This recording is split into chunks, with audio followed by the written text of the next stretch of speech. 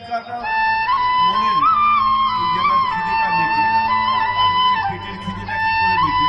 আমার মনে হয় ওদেরখানে ছবি এঁকেই সেই পেট ভরানোটা যায়, তার সমস্ত কিছু পাওয়া যায়। আর আমাদেরকে আরও আলাদা করে কিছু করতে হয়, যার জন্য কি হচ্ছে যে নিষ্ঠা একাগ্রতা আমাদের থেকেও আমরা যে ডেডিকেশন ডিভোশনটা আমরা দিতে পারি না, সেই ক্ষেত্রে ওরা এগিয়ে যায়।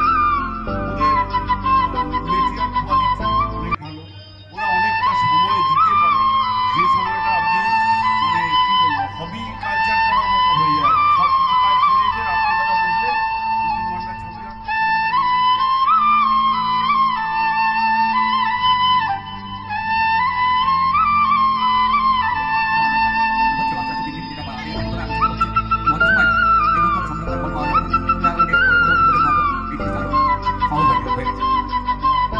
ছবি আঁকছি বা আঁকি, ছবি যারা আঁকতে চায়, ছবি আঁকে যে পেট ভরে তা না, ছবি আঁকে মানুষের বিকাশ ঘটে, সামাজিক পরিবর্তন ঘটে, সমাজের সৌন্দর্য বাড়ে, সব কিছু।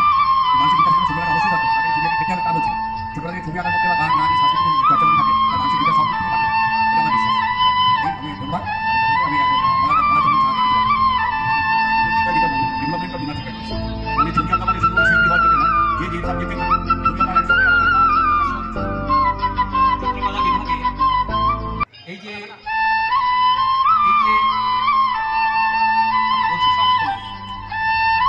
এবছর আমি এদের যে ব্যানার লাগানো আছে তাতে দেখছি 69 বছর।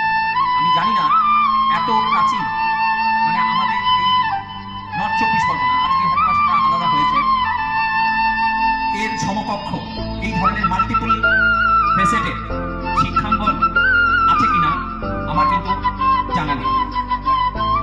আর আমি বিশ্বাস করি এই শিল্প চর্চা প্রান্তিকভাবেই প্রান্তিক মানুষের কাছ থেকেই উঠে এসেছে। এই প্রান্তিক মানুষ কারা? এই প্রান্তিক মানুষ হচ্ছে দুমুঠো খেতে না পাওয়া মানুষ কিন্তু নয়, যারা আমাদের অন্ন যোগাচ্ছে তাদের আমরা বিশেষায়িত করছি প্রান্তিক মানুষ হিসেবে। এই প্রান্তিক মানুষের যদি আমরা চর্চা ঠিক রাখতে পারি, আমরা যারা কসমোপলিটন বা শহর কেন্দ্রিকভাবে বেড়ে উঠেছি, তাহলে তাদের হাত পা চলবে। আজকে আমি বিশ্বাস করি এই হাবড়া অঞ্চলে যেসব শিল্পীরা আছেন তাদেরও অভিজ্ঞতা পুষ্ট। আমি বিশ্বাস করি কি অভিজ্ঞতা, একটা বাচ্চাকে প্রশ্ন করলে আমরা যে আজকে ট্রেনে অভিজ্ঞতা মানে জারিত হলাম কি না সর্ষে খেয়ে, আমরা কিন্তু আলোচনার মধ্যে সেটা নিয়ে এসেছি। একটা সময় মনে করেছি আমরা যদি এখানে কোথাও নেমে যেতে পারি, এই যে আমার শৈশবে ফিরে যাওয়ার অধিকার, সেটা কিন্তু এই প্রান্তিক জায়গায় আমাকে স্পর্ধা লাগিয়েছে। এই প্রান্তিক জায়গাকে ভুললে চলবে না। আর এই যে প্রান্তিক আমরা বলছি বটে, এটা একটা বিশেষণ মাত্র, কিন্তু এরাই কিন্তু আমাদের চালিকা শক্তি। এখন চালিকা শক্তি কিভাবে? আমার দেখা, আমি যখন শিল্পের অঙ্গনটাকে স্পর্শ করি, আজকে সুশান্ত খুব সুন্দরভাবে বলেছে যে ইউরোপে যে ধরনের চর্চার জায়গা এবং যে ধরনের মিউজিয়ামগুলো রয়েছে, সংগ্রহের জায়গা যেভাবে পুষ্ট হয়েছে, আমরা কিন্তু সেইভাবে পুষ্ট হতে পারিনি। এটাকে সমর্থন করেও আমি বলবো আমাদের কিন্তু কোনো সাহায্যের হাত নেই। আমরা যে যার মতো করে যা কিছু করি। আমার জীবনে অনেক ইউরোপ কান্ট্রির যারা শিল্পী আছেন তাদের সাথে আমার মানে ওটাকে কি বলা হয় যে একসাথে কাজ করার সুযোগ হয়েছে, বাইরে থেকে স্কলারশিপ নিয়ে এসে। আমাদের সেই ধরনের স্কলারশিপের ব্যবস্থা কতজন? আজকে আমাদের দেশের ছেলে মেয়েদের সেই জায়গাটা উন্নীত করতে গেলে কেন্দ্রীয় সরকার বা রাজ্য সরকারের মানে সদিচ্ছা কতটুকু? আজকে বিদেশে ইউরোপের কথা যেখানেই বলা হোক না কেন, আমি যদি খুব ভুল না বলি, যারা রেসিডেন্সিয়াল কাজ করেছেন তারা জানেন, তারা কিন্তু তাদেরকে সরকার দায়িত্ব নেয়, যেটা নাকি আমাদের দিলীপ বলল যে আমার হৃদয়ের খোরাক হচ্ছে, পেটের খোরাক কে করবে। আজকে কিন্তু পাও পাও যে মুভমেন্টটা হয়েছিল সেটা ভেবে দেখুন, আমরা যদি সেই সম্বন্ধে সম্যক ধারণা থাকে, সেটাও কিন্তু পৃষ্ঠপোষকতায় পুষ্ট ছিল।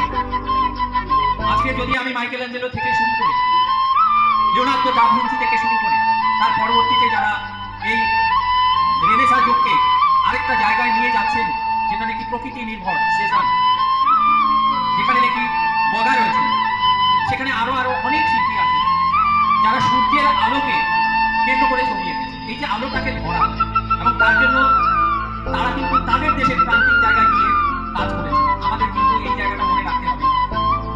আজকে আমি যে সময়ে বেড়ে উঠেছি সেই সময়ে শিয়ালদা স্টেশন, সেই সময়ে গ্রেভিয়া শেক্সপিয়ার মাইকেল মধুসূদনের জায়গা,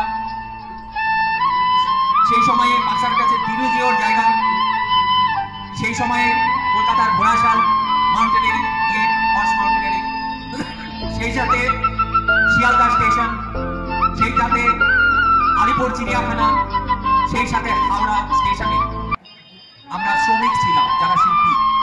আমার আজকের দিনে যে অভাবটা আমি দেখি, সেই চর্চাটায় না থেকে আজকে কিন্তু আমরা আধুনিকতার যে শব্দ সেটাকে বেশি ব্যবহার করছি।